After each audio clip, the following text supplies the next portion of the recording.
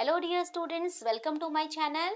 Let us do worksheet number 13 for class 9 students. आज का topic आपका रहेगा फिजिकल फीचर्स ऑफ इंडिया, जो हमने पहले किया है इसको वर्कशीट में। और तब हमने क्या किया था, तब हमने किया था नॉर्दर्न, हमने किया था माउंटेन्स को। ठीक है, माउंटेन्स के फीचर्स को हमने समझे थे। आज हम करेंगे नॉर्दर्न प्लेन्स को, समझेंगे अच्छे से।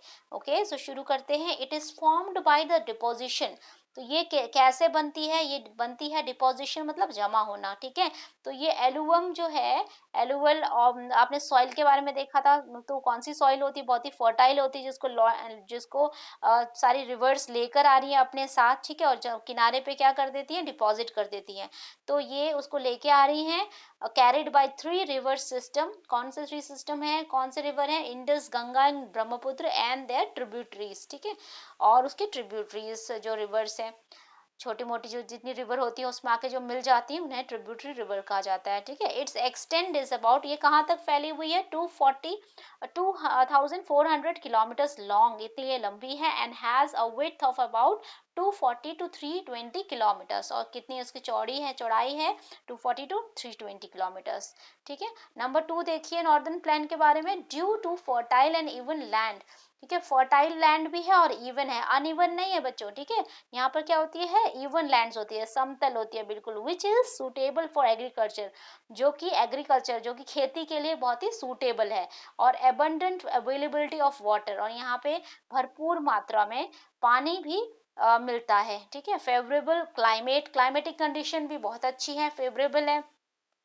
जो हमें जिस तरह के क्रॉप्स उगाने के लिए क्लाइमेट चाहिए, वैसा ही क्लाइमेट मिल जाता है यहाँ पर। एंड वेल डेवलप्ड सिस्टम, और यहाँ पर सिस्टम जो है वेल डेवलप्ड है, ट्रांसपोर्टेशन का आसानी से आया और जाया जा सकता है, रेल, रोड और एयरवेज। तो इसी कारण से ये जो एरिया है ये पॉपुलेटेड होता है, अच्छे से पॉपुलेटेड होता है। ठीक है, it is densely populated geographical area. ठीक है, ऐसा हम कह सकते हैं। तो it can be broadly divided into 3 sections.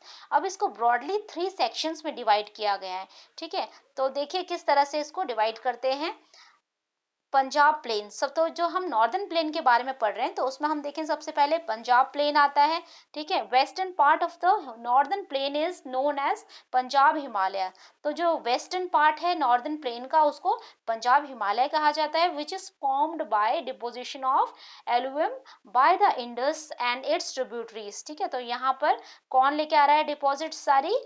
तो यहाँ पे लेके आ रहा है इंडस और उसके tributaries. And it is dominated by the doabs land between 2 rivers. ठीक है, 2 रिवर्स के बीच में ये लैंड बनी हुई है। ठीक है, तो ये उसके कारण यहाँ पर डोमिनेट की हुई है, मतलब उसमें ज्यादातर बहुत ही ज्यादा उपजाऊ बन जाती है वो। जब 2 रिवर्स के बीच में वो लैंड है, तो उसमें तो काफी ज्यादा डिपॉजिट्स हो जाएगा, है ना, फर्टाइल सॉइल का। तो नंबर 2 है गंगा प्लेन। अब गंगा प्लेन कौन से एरियाज में आते हैं? Middle part of the northern plain. Northern plain का मिडिल पार्ट आता है ये, are formed by the deposition of alluvium by the river Ganga. ठीक है, रिवर गंगा और उसके ट्रिब्यूटरीज के कारण यहाँ पर डिपोजिशन हो रहा है। It lies between Ghaghar river Haryana and Teesta river West Bengal. ठीक है, तो ये किसके बीच में है?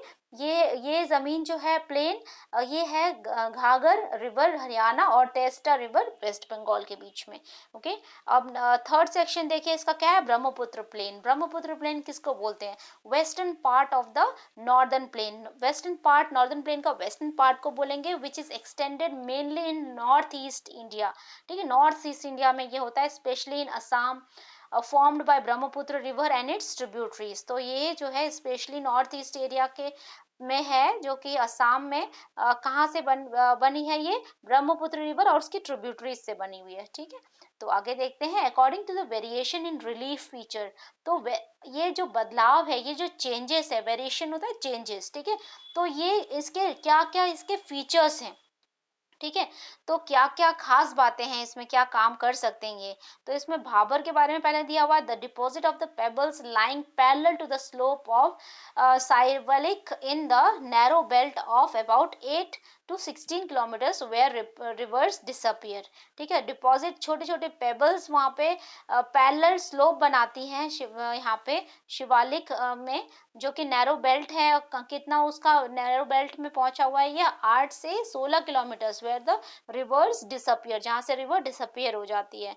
ठीक है, उसके बाद नंबर इसका सेकेंड पार्ट तराई के बारे में क्या दिया हुआ है, साउथ ऑफ भाबर, ये भाबर का साउथ पार्ट है, where the streams reemerged, दोबारा से वहां पर आ जाती हैं वो, and create wet swampy and marshy region. ठीक है, तो वहां पे मार्शी क्या होती है, गीली गीली, तो गीली गीली यहाँ पे नमी सी क्षेत्र बनाती है और गीली रहती है। ठीक है, this is thickly forested region, और क्या रहता है यहाँ पे, फॉरेस्टेड रीजन होता है ये। ठीक है, अब भांगर के बारे में देखिए, a terrace-like structure formed by the deposition of older alluvium where no new deposition by the river takes place। ठीक है, जिसमें कोई नया डिपोजिशन नहीं आ रहा है, पुराने डिपोजिशन से ही ये मिलकर बना हुआ है ये structure. It contains calcareous deposits known as kankar. ठीक है, इनको कांकर बोलते हैं, इनके डिपॉजिट्स को, जो पुराने इकट्ठे होके जो बन रहे हैं।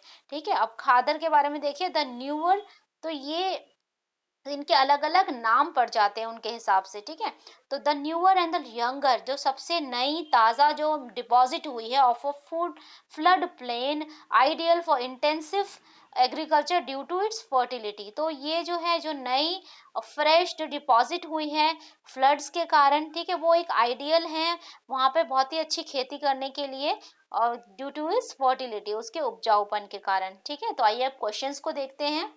Which river contributes to the formation of northern plain in India? Name any three। तो कौन से रिवर डिपॉजिट करती हैं, ये तो पहली लाइन में इसका आंसर लिखा हुआ था, तो हम वही लिख लेंगे। The northern plain is formed by deposition brought by three river system, Indus, Ganga and Brahmaputra and their tributaries। ठीक है, नंबर 2 क्वेश्चन देखते हैं। Why are the northern plains densely populated? क्यों डेंसली पॉपुलेटेड है, तो आप लिखेंगे the northern plains are densely populated because number 1 it is very fertile and suitable for agriculture. ठीक है, फर्टाइल है और सुटेबल है एग्रीकल्चर के लिए, favourable. Number 2 availability of water and favourable climate. ठीक है, तो यहाँ पे फेवरेबल क्लाइमेट भी मिल जाता है। और नंबर 3 है वेल डेवलप्ड ट्रांसपोर्ट सिस्टम, जहाँ पे एयर और रेल और सारी चीजें अच्छे से डेवलप एरिया है वहाँ पे। ठीक है, इसीलिए नॉर्दर्न प्लेन डेंसली पॉपुलेटेड है। नंबर 3 आता है आपका, how are northern plains of the India formed, कैसे ये नॉर्दर्न प्लेन्स फॉर्म हुई हैं। ठीक है, so it is formed by the deposition of alluvium carried by 3 river system, Indus, Ganga and Brahmaputra with their tributaries. ठीक है, ये भी यहाँ पर ऐसे ही आएगा, यही आंसर, इसके कारण ये फॉर्म होती हैं। सो नेक्स्ट आपका आ जाता है, why is the Terai region densely populated. ठीक है, तराई रीजन जो है वो डेंसली क्यों पॉपुलेटेड है, it is densely forested, it is densely forested because the Tarai region is wet, swampy and marshy। ठीक है, राइट। नंबर 5 क्वेश्चन है, name any one khadar area of Delhi. Delhi का एक ऐसा खादर एरिया आपको बताना है, that and explain why it is so fertile, और ये फर्टाइल क्यों है। तो the land next to Yamuna river is Khadar area of Delhi. It is very fertile because new layers are deposited year by year during the monsoon flood। ठीक है, तो जो monsoon flood आ जाता है वहां पे यमुना के पास, वहां पे क्या होता है, न्यू लेयर डिपॉजिट होती रहती है, और उसके कारण वहां की जो जमीन होती है वो बहुत ही उपजाऊ होती है। ओके, वहां बहुत ही अच्छी क्रॉप्स होती हैं। राइट बच्चों, तो आई होप आपको ये क्लियर हो गया होगा। अगर आपको फिर भी कोई डाउट्स, क्वेश्चन, क्वेरीज हैं, डू लेट मी नो, और आप शेयर करना, लाइक करना ना भूलें। ओके, और सब्सक्राइब तो आपने कर ही लिया होगा। Thank you very much and I see you all in the next video.